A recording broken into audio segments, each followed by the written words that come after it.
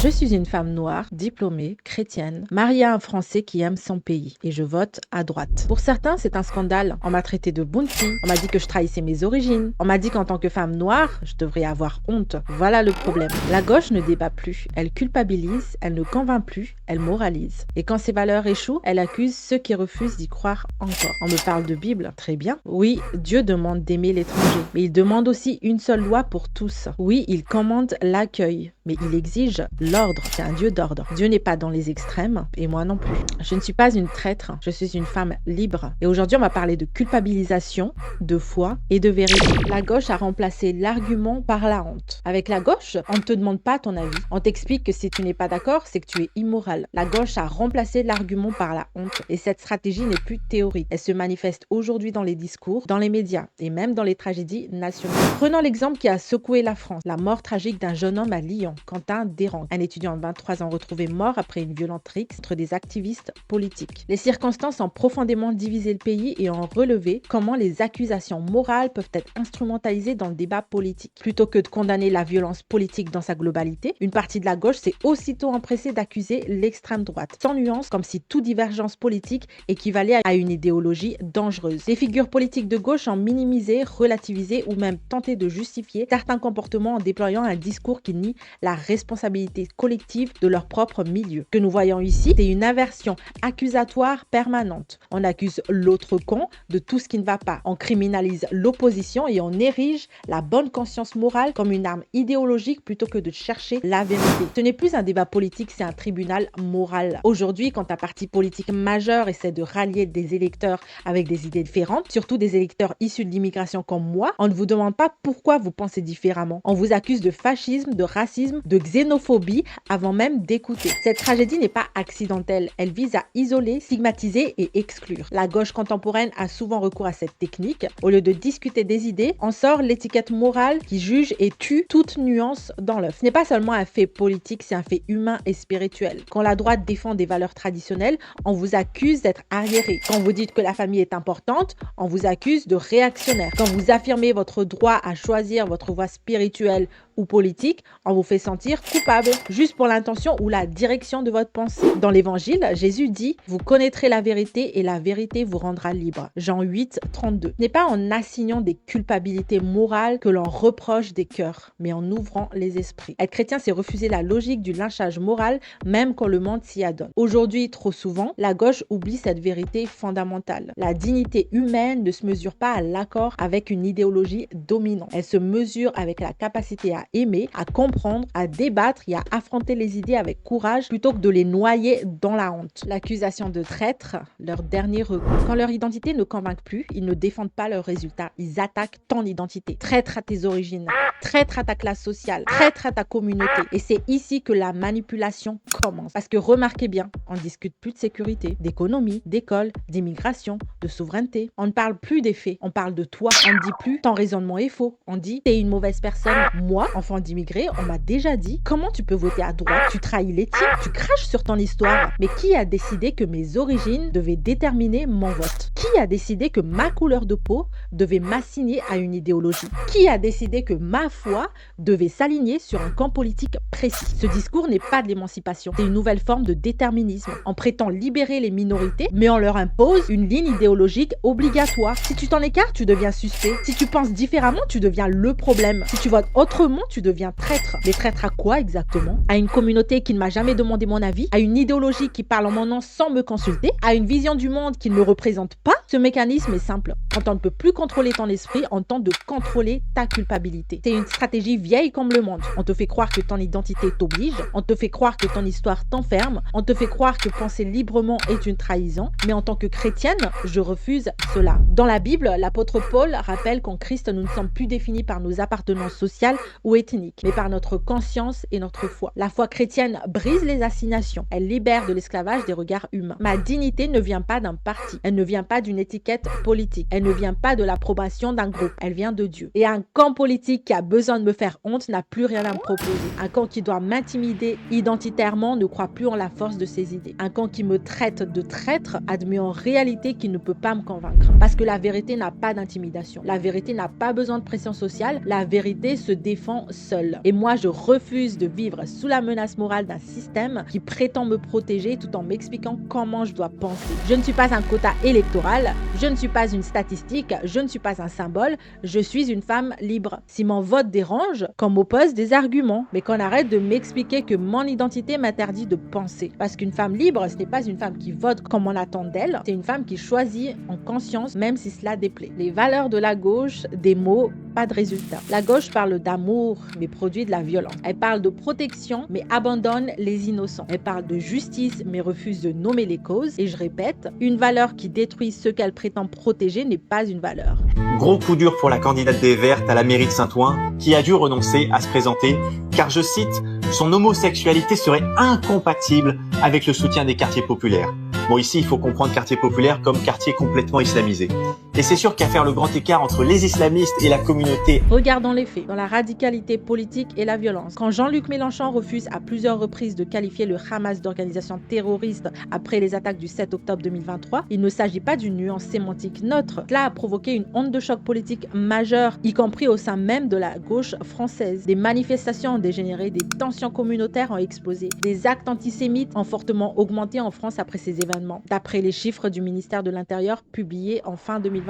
On peut défendre la cause palestinienne, mais refuser de nommer clairement le terrorisme crée un trouble moral profond. La justice commence par la clarté. Parler d'islamisation de manière globale est excessif et simplificateur, mais il existe un débat réel et documenté sur l'influence de l'islam politique en France. Des rapports parlementaires et des enquêtes journalistiques ont mis en lumière l'implantation d'organisations liées aux frères musulmans en Europe, avec des stratégies d'influence culturelle et institutionnelle. Le rapport sénatorial français de 2020 sur la radicalisation islamiste évoquait clairement ces réseaux. Critiquer l'islam politique n'est pas attaquer les musulmans, c'est distinguer foi personnelle et projet idéologique. Or, une partie de la gauche refuse cette distinction et assimile toute critique de l'islam politique à de l'islamophobie. Résultat, on évite le débat, on évite la confrontation des idées, on laisse prospérer des logiques communautaires au nom de l'antidiscrimination. Mais protéger une communauté ne signifie pas fermer les yeux sur les dérives internes ou externes. Voyons maintenant la question des LGBTQ+, et l'instrumentalisation morale. Sur les sujets LGBTQ+,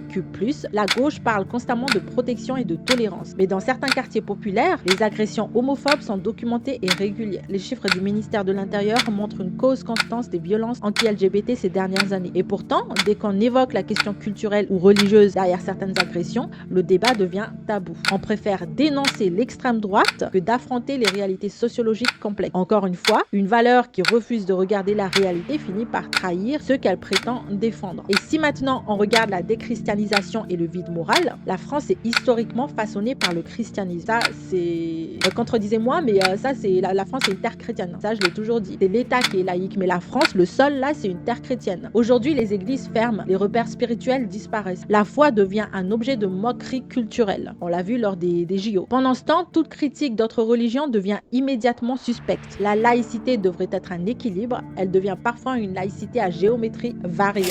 On ironise les processions catholiques, mais on hésite à critiquer certaines dérives d'autres courants religieux par peur d'être accusé. Ces deux poids, deux mesures alimentent la fracture. Si maintenant nous nous penchons sur la violence politique généralisée, on voit que la brutalisation du débat public ne vient pas d'un seul camp. Il y a des menaces envers des maires, il y a des intimidations sur les députés, il y a des insultes permanentes à l'Assemblée nationale. Mais quand la gauche se présente comme le camp exclusif de la morale, elle expose à une exigence plus grande. On ne peut pas se proclamer camp du bien et excuser certaines radicalité quand elles servent son agenda. C'est là que je reviens à ma phrase centrale. Une valeur qui détruit ceux qu'elle prétend protéger n'est pas une valeur. Si la politique identitaire fracture la nation, si l'angélisme sécuritaire met en danger les plus vulnérables, si la culpabilisation permanente détruit la liberté de conscience, alors ce ne sont plus des valeurs, ce sont des slogans. Et encore une fois, en tant qu'enfant d'immigrés et chrétienne, je refuse deux choses. Qu'on m'explique que je dois penser d'une certaine manière et qu'on me fasse croire que la morale appartient à un seul camp. La morale ne se crie pas, elle se prouve par les fruits. Et aujourd'hui, les fruits parlent. Tout ça nous pousse au fait de société. Le réel contre le discours. Quentin est mort et il n'est pas le seul. À chaque drame, c'est la même mécanique. Les mêmes éléments de langage, les mêmes prudences excessives, les mêmes silences calculés, les mêmes refus de nommer clairement les causes. Et moi, ce que j'attaque ici, ce n'est pas une population. Ce n'est pas une religion, ce n'est pas une origine. J'attaque le déni. Regardons la réalité en face. La France connaît depuis quelques années une augmentation des violences gratuites. Agressions au couteau, rixes entre bandes, attaques ciblées contre des symboles religieux, violences contre les forces de l'ordre, violences intrafamiliales, attaques terroristes passées qui ont marqué durablement le pays. Les chiffres du ministère de l'Intérieur montrent une hausse des coups et blessures volontaires ces dernières années. Les violences contre les élus locaux ont également explosé. Les agressions à caractère antisémite et anti-LGBT ont augmenté. Ce sont des faits publics. Mais à chaque fois que l'on demande pourquoi, quelles sont les causes culturelles? Quelles sont les causes migratoires? Quelles sont les causes sociales? Quelles sont les causes idéologiques? Le débat se bloque. On explique que poser la question, c'est déjà stigmatiser. On explique que demander des explications, c'est déjà faire le jeu de l'extrême droite. On explique que nommer un problème, c'est alimenter la haine. Et c'est là que le réel entre en collision avec le discours. Parce que le réel, lui, ne disparaît pas quand on refuse de le commenter. Le réel frappe, le réel pleure, le réel enterre ses morts. Quand Quentin est mort, le débat n'a pas été comment empêcher que cela se reproduise. Le débat est devenu attention à ne pas instrumentaliser. Mais refuser d'analyser n'est pas de la prudence, c'est une fuite. Refuser de voir une dérive idéologique n'est pas de la paix, c'est de l'aveuglement. Et je redis, le déni idéologique tue plus sûrement que la haine. La haine est visible, on peut la combattre. Le déni, lui, il est poli. Il parle doucement, il appelle au calme, mais il laisse les causes intactes. Encore une fois, en tant que chrétienne, je crois à une chose simple. La vérité libère, le mensonge enferme. Si certains politiques migratoires créent des tensions, il faut en parler. Si certaines idéologies religieuses radicales menacent la cohésion nationale, il faut en parler. Si certaines fractures sociales alimentent la violence, il faut en parler. Sans hystérie, sans amalgame, sans haine, mais avec courage. Parce qu'aimer son prochain, ce n'est pas nier les problèmes qui le mettent en danger. Aimer son pays, ce n'est pas l'accuser en permanence, c'est vouloir le protéger, y compris ses propres erreurs. On ne construit pas une société sur des slogans. On ne protège pas les innocents avec des hashtags. On ne répare pas une nation avec des incantations morales. On la répare avec lucidité. Et aujourd'hui, la lucidité dérange plus que la violence. Bref, je termine avec ma foi comme bouclier moral. C'est là que je deviens impossible à coincer. Parce que ma position ne dépend pas d'un parti. Elle ne dépend pas d'un sondage. Elle ne dépend pas d'une tendance Twitter. Elle dépend de ma foi. Ma foi m'interdit de mentir pour avoir la paix. Ma foi m'interdit de me taire pour être accepté. Ma foi m'interdit d'appeler amour ce qui détruit des vies. Et je dis clairement, aimer ce n'est pas excuser. Aimer c'est protéger. Aujourd'hui en qu'enfant, amour et validation. On appelle amour le fait de ne jamais contredire. On appelle amour le fait de ne jamais corriger. On appelle amour le fait de ne jamais poser de limites. Mais dans la vision chrétienne, l'amour est exigeant. Un parent qui laisse son enfant courir vers le danger ne l'aime pas. Un responsable politique qui refuse de nommer une menace n'aime pas son peuple. Une société qui refuse de poser des frontières morales finit par abandonner les plus faibles. L'amour biblique n'est pas mot. Il est sacrificiel, courageux, il dit la vérité même quand elle coûte. On me dit que ma morale est dure. Non, elle est cohérente. Elle ne change pas selon les modes. Elle ne change pas selon les alliances électorales. Elle ne change pas selon la pression médiatique. Ma morale ne dépend pas de l'émotion collective. Elle dépend d'un principe supérieur. Et ce principe est simple. La vérité sans amour est brutale, mais l'amour sans vérité est mensonge. Quand je refuse le déni, ce n'est pas par haine. Quand je demande de la responsabilité politique, ce n'est pas par exclusion. Quand je parle de protection, ce n'est pas par fermeture. C'est parce que ma foi m'oblige à protéger les innocents, les femmes agressées, les enfants exposés à de la violence, les familles abandonnées, les croyants moqués, les citoyens intimidés. Ma foi ne me permet pas d'être confortable. Elle m'oblige à être droite. Et voilà la différence fondamentale. Leur morale est souvent émotionnelle. La mienne est structurée. La leur cherche l'approbation, la mienne cherche la cohérence. La leur évite le conflit, la mienne accepte le prix de la vérité. On peut me critiquer politiquement, mais on ne peut pas m'accuser d'agir par haine. Parce que je ne parle pas pour exclure, je parle pour protéger. Et je terminerai par ça. Le Christ n'a jamais validé le péché pour être aimé. Il a aimé les personnes, mais il a toujours appelé à la transformation ou à la repentance. Et c'est cette exigence-là que je revendique. Pas une morale molle, pas une morale de slogan, une morale qui coûte. À la base, je voulais pas faire cette vidéo, mais là, j'avais pas le choix. Bref, je conclus. On m'a accusé de diviser. On m'a accusé de trahir. On m'a accusé d'être incohérente avec mes origines, avec mon genre, avec mon histoire. Mais posons la vraie question. Qui culpabilise qui? Ce n'est pas moi qui culpabilise, ce sont eux.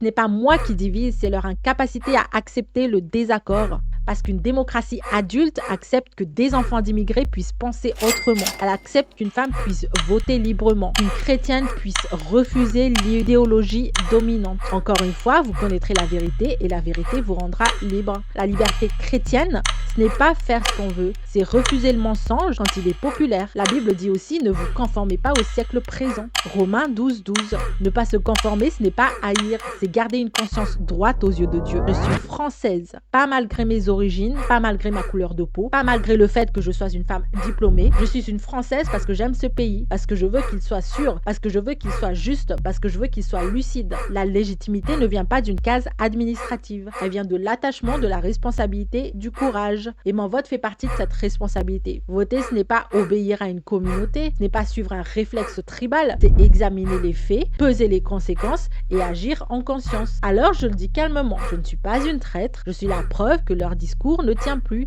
Si une femme noire, enfant d'immigrés, chrétienne, diplômée peut penser librement, alors leur grille de lecture identitaire s'effondre. Et c'est peut-être ça qui dérange. Maintenant aux chrétiens qui me regardent, notre responsabilité n'est pas d'être aimé, elle est d'être fidèle. Notre responsabilité, ce n'est pas d'éviter les tensions, elle est de défendre la vérité avec amour. Et aux Français, quels que soient vos votes, ne votez pas par peur, ne votez pas par culpabilité, ne votez pas pour être validé. Votez en conscience, votez pour ce que vous pensez être juste, votez pour ce que vous êtes prêt à assumer, parce qu'une nation ne s'élève pas avec un slogan, elle se relève avec des citoyens libres.